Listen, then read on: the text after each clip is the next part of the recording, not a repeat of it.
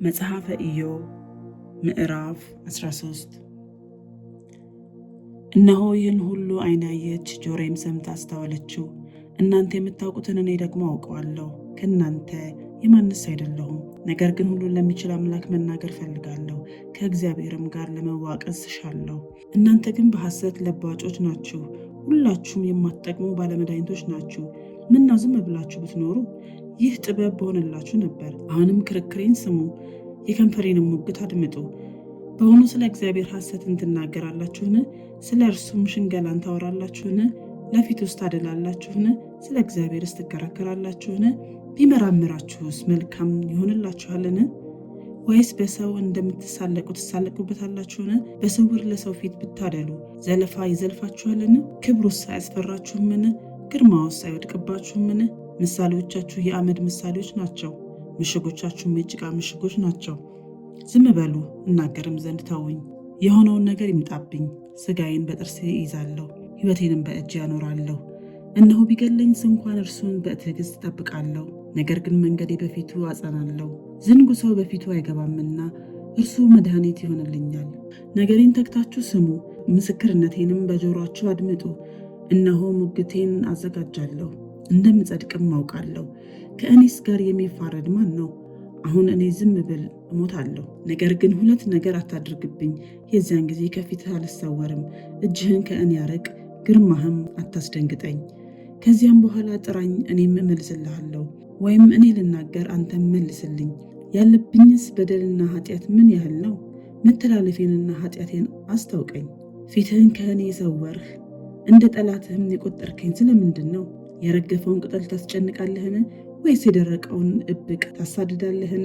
የመረረ ነገር ጽፈህብኛልና የሕፃንነቴንም ኃጢአት ታወርሰኛለህ። እግሬንም በእግር ግንድ አግብተሃል፣ መንገዴንም ሁሉ መርምረሃል። የእግሬን ፍለጋ ወስነሃል። እኔ እንደሚጠፋ በስባሳ ነገር ብልም እንደሚበላው ልብስ ነኝ።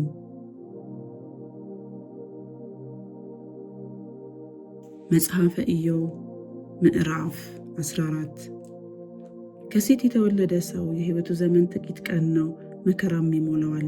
እንደ አበባ ይወጣል ይረግፋልም፣ እንደ ጥላም ይሸሻል፣ እርሱም አይጸናም። እንደዚህስ ባለ ሰው ላይ ዓይኖችህን ትከፍታለህን? ካንተስ ጋር እኔን ወደ ፍርድ ታገባለህን? ከርኩስ ነገር ንጹሕን ሊያወጣ ማን ይችላል? አንድ እንኳን የሚችል የለም። የሰው ዕድሜ የተወሰነ ነው፣ የወሩም ቁጥር በአንተ ዘንድ ነው። እርሱም ሊተላለፈው የማይችለውን ዳርቻ አደረክለት። እንደ ምንደኛ ዕድሜው እስኪፈጸም ድረስ ያርፍ ዘንድ ከእርሱ ጥቂት ዘወር በል።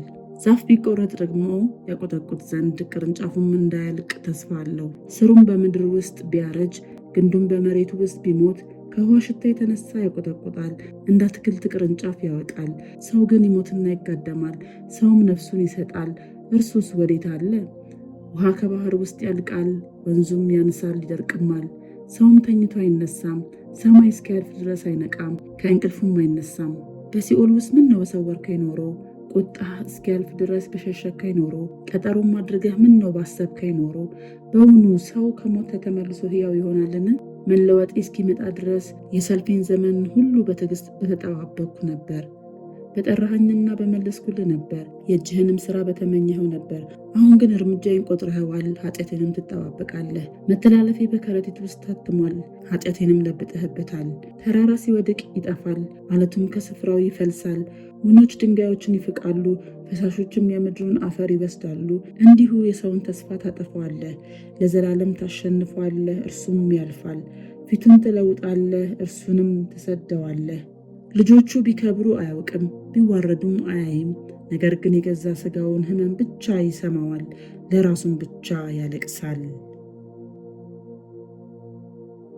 መጽሐፈ ኢዮብ ምዕራፍ 15 ቴማናዊ ኤልፋዝም መለሰ እንዲህም አለ፣ በውኑ ጠቢብ ሰው እንደ ነፋስ በሆነ እውቀት ይመላለሳልን? በሆድ ውስጥ የምሥራቅን ነፋስ ይሞላልን? ከማይረባ ነገር ወይስ ከማይጠቅም ንግግር ጋር ይዋቀሳልን? አንተም እግዚአብሔርን መፍራት ታፈርሳለህ፣ በእግዚአብሔር ፊት አምልኮን ታስቀራለህ። በደልህ አፍህን ያስተምረዋል፣ የተንኮለኞችንም አንደበት ትመርጣለህ። የሚፈርድብህ አፍህ ነው እንጂ እኔ አይደለሁም፣ ከንፈሮችህም ይመሰክሩብሃል። በውኑ መጀመሪያ የተወለድክ ሰው አንተ ነህን? ወይስ ከተራሮች በፊት ተጸነስክን? የእግዚአብሔርንስ ምስጢር ሰምተሃልን? ወይስ ጥበብን ለብቻህ አድርገሃልን? እኛ የማናውቀውን አንተ የምታውቀው ምንድን ነው? ከእኛ ዘንድ የሌለው የምታስተውለው ምንድን ነው? በዕድሜ ከአባትህ የሚበልጡ ሽበትም ያላቸው ሽማግሌዎች ከእኛ ጋር አሉ። በውኑ የእግዚአብሔር ማጽናናት በየዋሃትም የተነገረህ ቃል ጥቂት ነውን? ልብህስ ለምን ይወስድሃል? ዓይኖችህስ ለምን ይገለምጣሉ? በእግዚአብሔር ላይ መንፈስህን እስከ ማንሳት ደረስህ፣ ይህንም ቃል ከአፍህ እስከ ማውጣት ደረስህ። ንጹሕ ይሆን ዘንድ ሰው ምንድን ነው?